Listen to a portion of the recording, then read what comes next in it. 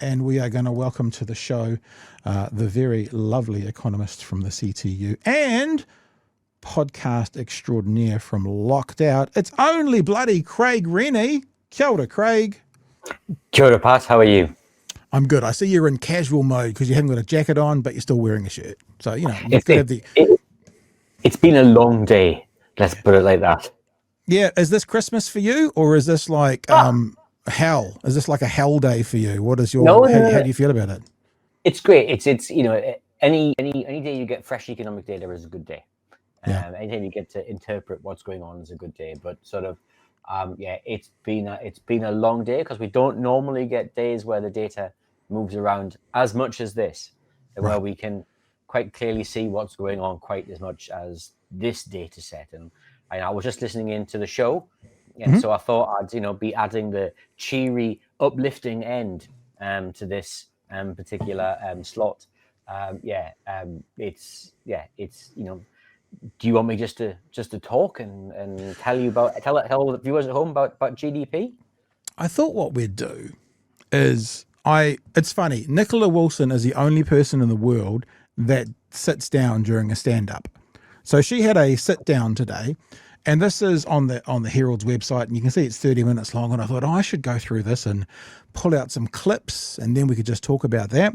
She talks for 2 minutes. So this GDP announcement, which I've already kind of said what you've said to me today, Craig, which is kind of as bad as it can be, that got all of 2 minutes of her time to prepare a statement, and that's about it. So I actually thought, rather than watching TVNZ news item, it's just 4.5. The TVNZ news item was 2.5 times longer than the statement that Nicola Willis made about GDP today.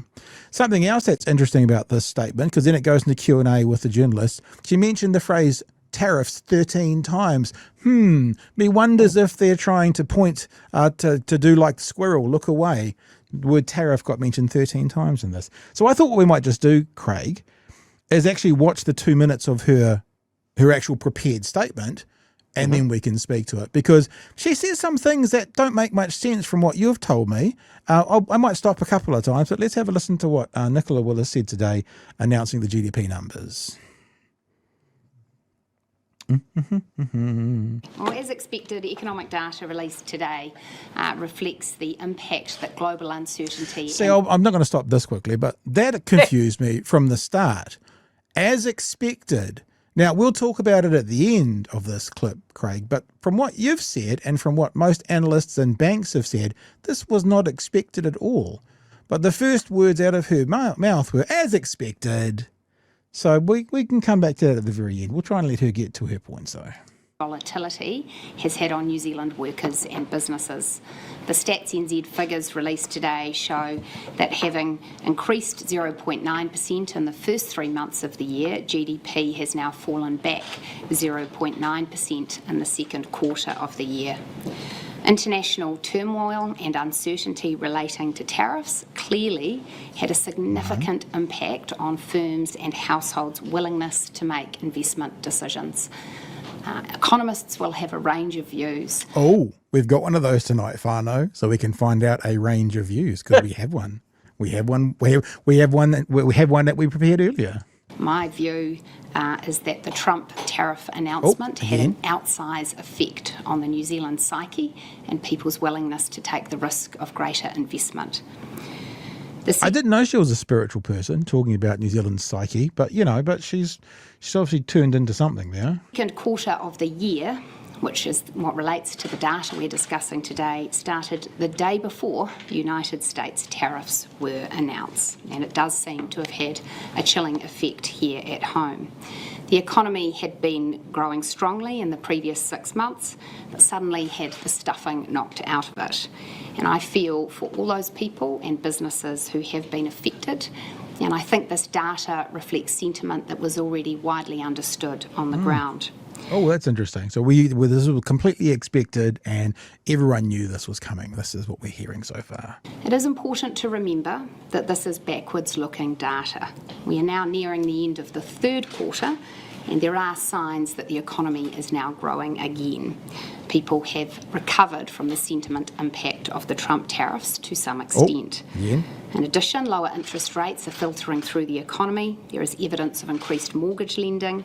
Around half of mortgages are set to refix on lower rates in the next 6 months, and the outlook for most export sectors remains positive. All forecasters that I've seen are expecting economic growth to strengthen from now on. I know why she says it like that, Craig. Because you told me today, of course, it's going to improve in the next quarter because it can't get any worse. So there's one of those, she's wrapped that up quite nicely, that all forecasters are saying it's going to get better. And that's because we're at the bottom of the bottom. It has to go up from here. As the uncertainty about the impact of tariffs eases. There is no doubt that the second quarter of this year was a difficult period for the New Zealand economy, that we have the conditions now for future growth, and that is what our government is working hard every day to support. I'll take your questions. And that's it. That's the sit down stand up. The first question that comes out of it is beautiful. Actually, I'm not going to play it. The first question out of the stand up is, how can you claim that international tariffs affect us so badly when Australia grew 0.6? They've got the same international tariffs. What about countries that are growing in their economy? So there you go, Craig. Christmas for you. The court is yours. The stage is yours. What are we talking about? Just before we start, I just want to there was just a lovely phrase, backwards looking data. This is Yes. backwards looking data. Yes. Yeah. Back there. Do you know what we call forward looking data? Projections. I don't know. A guess. I guess. So it's not data. So it's hindsight is Only- 2020. The only data that exists anywhere in the world that Yeah. is observed Right. is backward-looking data. Of course. It's that idea about spend yesterday's money. The stuff that's already in the bank, you know it's there. So, but I just looked at it. This is backwards-looking data. Yes, as is every other single piece of data on Stats NZ's website. Right. By definition, if it's data and it's real data, then it's backward-looking. But we'll gloss over that for just 1 second. The numbers were bad. Yeah. Now, there's kind of scales of bad, right? From sort of, shoot the dog and burn the house down, right? Through to, forget about it, we don't care. Yeah? You're cleaning the rifle at this point. Oh, right? gosh. Right? Minus 0.9% is 3 times as bad as the Reserve Bank was forecasting just a couple of months ago. Yeah. The Treasury was forecasting in May of this year at the budget that we would be growing at this point by 0.7%. So we're 1.6%. 1.6. Can I just put? Let me pause you. Let me pause you for 1 second, because we hear these numbers 0.9, 1.6, and when I hear data, like I think about polling, and there's like a margin of error, and so the number 0.9. I'm like, is that within margin of error? Like, can you contextualize what 0.9 means to us? Is there like a margin of error? Does that mean it's not such a big deal, or how does it work? There is a margin for error, and the margin for error is bigger when the data is first released and gets smaller and smaller and smaller over time as we have revisions. Some data has moved around a lot. So, for example, after during the last election, we were in recession. If you remember, we were having a big recession. It was a big problem. Turns out we weren't. Turns out the economy was actually growing at 2.4%. So that was the revision of what was there was a guess, and then they did the data. Yep. And so these things do move around. But our economy is $420 billion. Okay. Right. So 1%. Right, is $4.2 billion. So if you're 1.6% out, then you're about 6 billion. 6.4% in terms of $6.4 billion out. To put that into context, that's about what we spend on secondary education in New Zealand. Wow. Okay. Holy moly, that's big. And of course, when it's the backward facing data, I'm assuming there's no margin for error there because, as you say, the numbers are there. Oh, no, the numbers That- are there, but Yeah. the numbers do move around. They do get revised a little bit around. Okay. You know, we find new data. We discover mistakes. We correct these things over time, but Yeah. not that much. Yeah. And certainly, an order of magnitude of 0.9% is enormous. Let me give you a different way of thinking about it. Yep. Right. Please do. Q3 2023, so the third quarter of 2023, GDP for that quarter was $70.717 billion. Yeah. Right. The last set of data was $69.85 billion. Yeah. So since the election, the economy on a quarterly basis, seasonally adjusted for inflation, is 1.2% smaller than it was at the election when we were going to get, if you remember, back on track. Yeah. Is that anything to do with like spending trends and stuff? Because is winter a time that we spend less? Like I'm just going if we look like you would think Q4 would have the most kind of spending because that's around Christmas and like is there any of that that National can blame? No, because you're right. Sort of retail will go up in Q4, but tourism will go down. Right. And so what we do is we do a thing called seasonal adjustment, which gets rid of that noise in the data. And so you apply that noise reduction consistently. And so you're able to say, this is a much better comparison from point A to point B. Gotcha. And so that seasonally adjusted basis data, the economy's fallen on a quarterly basis by 1.2%. Now, as I say, the Reserve Bank was forecasting a 0.3% fall.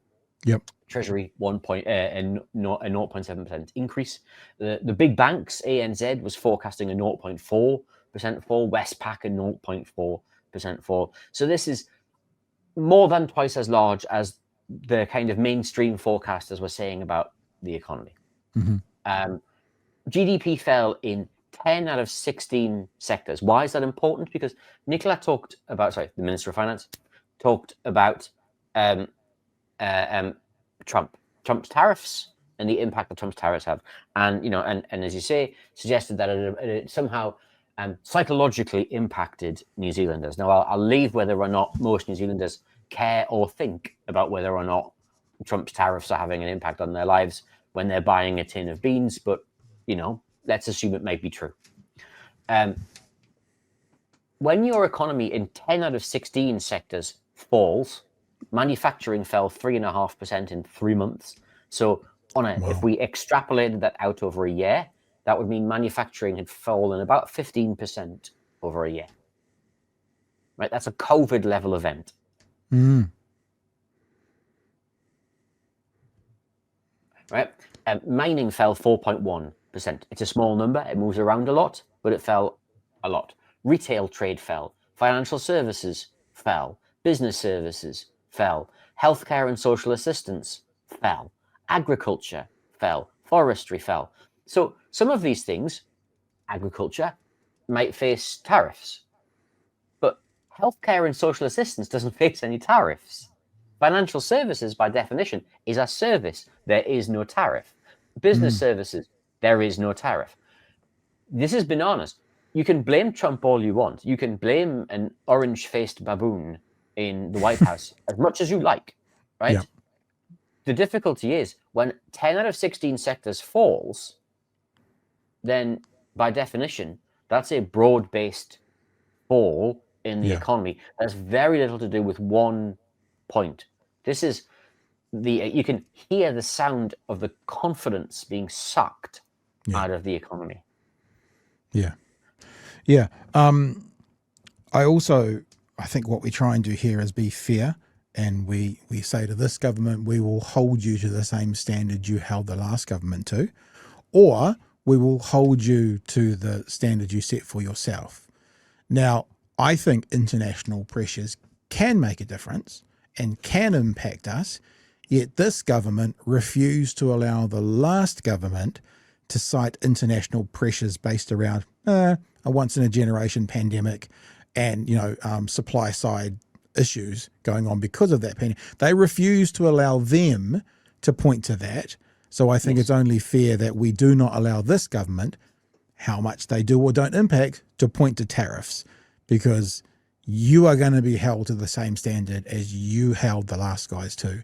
So even if that does play a part, you don't get to play that card, because if we allowed you to do that, it would be hypocritical.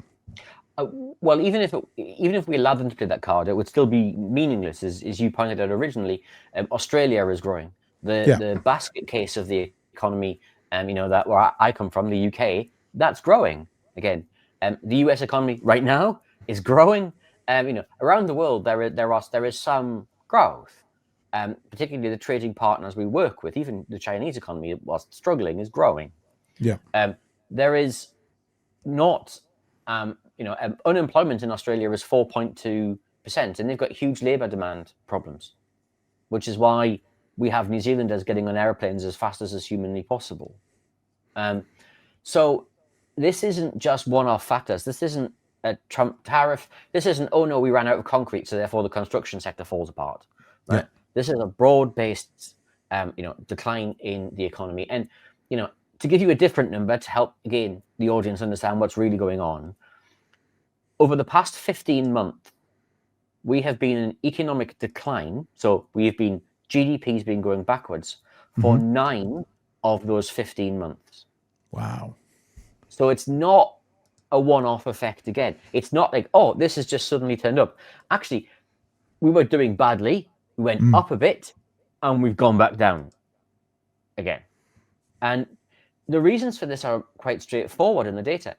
Business investment fell quite significantly. Business investment fell for plant, for equipment, for machinery, for commercial buildings. It fell for transport equipment. We bought less cars, fewer buses, other things.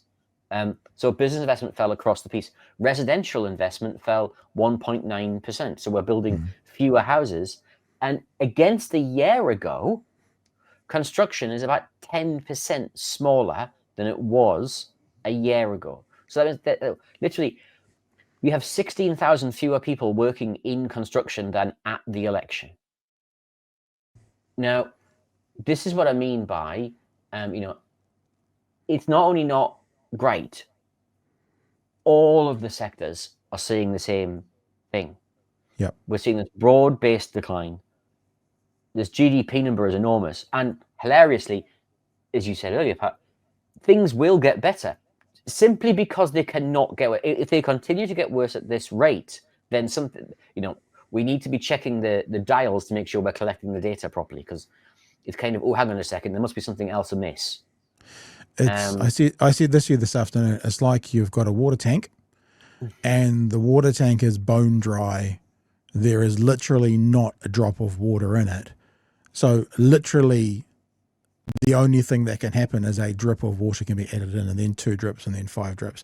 So in other words, it can't get any emptier, can't get any worse. The only way is to add water to the tank. The only way is to improve the numbers for the GDP. The tank is dry at an atomic level. Yeah. Right? Never mind H2O, just some H would be okay. Yeah. Right? At this point, right? So again, I bang on about GDP, right? And GDP is a great number. It's an interesting number. But as Simon Kuznets said, the inventor of GDP, it doesn't actually mean anything. It's just the size of the economy, the size of the output, right? But when you add it to the other data that we have, it paints a picture of Aotearoa. We've got unemployment at 5.2%, and the only reason it's not going up faster is because people are getting on airplanes and leaving, and because we have underutilization. So people are now can't find hours. They're taking part-time work. They're doing any work that they can. We have underutilization of more than 400,000 people. That's a record in New Zealand. Māori unemployment is 10%. Pacifica people's unemployment is 12.2%. Young people's unemployment is about 15%. Again, we add this with the GDP data. People are spending longer on job seekers. The number of people who have gone from 6 months to a year on job seekers went from 17.5% to 22.5%. So again, when people are out of work, they're spending longer out of work. The number of people on job seekers increased 6.1% this year, and the percentage of the working age population on some form of job seekers is 6.6%. Inflation's 2.7%, but it's only 2.7% because petrol and rents are going down. If you take petrol out, it's 3.2%, but we had data earlier this week. Food prices are going up 5%, meat's going up 9%, dairy's going up whatever they can charge this week, right? Bread is up 10%. White sliced bread, the kind of basic bread, the kind of bottom of the shelf, just bog standard supermarket white sliced bread, is up 41.7%. Wow. Right? All of this stuff, right, is telling you, right, that the plan from the government, and the plan from the government has three bits. Let's cut taxes, and that'll stimulate the economy. That doesn't work, so let's cut the public sector, and that'll create the space for the private sector to grow. And then that doesn't work, so we go, okay, let's let the Reserve Bank step in and cut interest rates. Well, of course, you can't do that if inflation's doing this. Yeah. So you end up, we have a phrase in economics, it's called stagflation. Right? You have a stagnant economy and inflation at the same time. It's the worst of all worlds. Right? And it means your economic plan needs to change. And that's my only plea, is that we can let's forget the past. Let's put it to one side, right? There are real people and their families, their whānau, their communities who are going to be hurt if we do not. There are real people who are going to lose their jobs, their incomes, at times their dignity, because they do not have the ability to pay the bills, look after their kids, because of the economic plan we have today. Economics is a wonderful subject, but sometimes actually stuff is more important than it, right? And we can all have different opinions about how the economy should work, but when something as badly as this is happening, stop, rethink, and say, let's do something differently, because we've now had 2 years of this. Child poverty is on the way up. Unemployment is on the way up. Welfare benefits are on the way up. Yet we've spent 2 years chipping away at the public service as if that's the solution to our problem. Let's do something different. Yes. Again, as I said at the beginning, Pat, I'm going to bring the light and fluffy and uplifting stories. Well, I mean, compared to talking about Charlie Kirk, it's pretty light and fluffy, but yeah. Hey, Craig, thank you for joining us. Lots of aroha for you in the chat. Poreva says, thank you, Craig, for what you do. Aroha nui. And more. Kiwi Bird says, error, blamelabor.exe has stopped working, which I think is fair. Yeah, I mean, Luxon said it a few weeks ago about inflation. We own this now. Yes, we've got it. They own this. It's theirs. They can't blame them anymore. If it gets much worse, they'll try and relight that fire of blame Labor. But it's theirs now. And we've got 12 months to come to the election. They're facing in so many areas sort of the worst of the worst in a run up to election. Whether it's the economy, whether it's crime, that's all just bad. And they are going to try and get a second term by still saying they are the adults in the room. We'll see what happens. It's true. Now, I don't want to correct one of your viewers because that's not great karma. My guess is that there's about 408 days to the election. Oh, I feel a scrap. There's a fight coming. All right, Craig. Hey, your podcast for this week is already out. It's already doing good numbers on YouTube. People can go to Locked Out. You can actually go to, I should double check it. Should I check it in real time? lockedoutpod.nz, LOCKEDOUTPOD.nz. And while you're there, Craig, because I'm completely unprofessional, we need to get a little write up about you. So put in there a little fair enough. thing. So there you go. Today's I think it re-uploads at midnight. So by tomorrow morning, the new podcast will be there. It is on YouTube, it is on Apple and Spotify, and it is on Facebook already if people want to check it out. And thanks for what you do, Craig. Thanks for being available, and we'll talk to you super soon. Thank you so much. All right, all the best. Craig Renney, economist from the CTU, and soon to be, I'm speaking it into the world, award-winning podcaster. Podcast awards are coming up in a few months. I'm just putting that out there. I'm putting it out to the universe.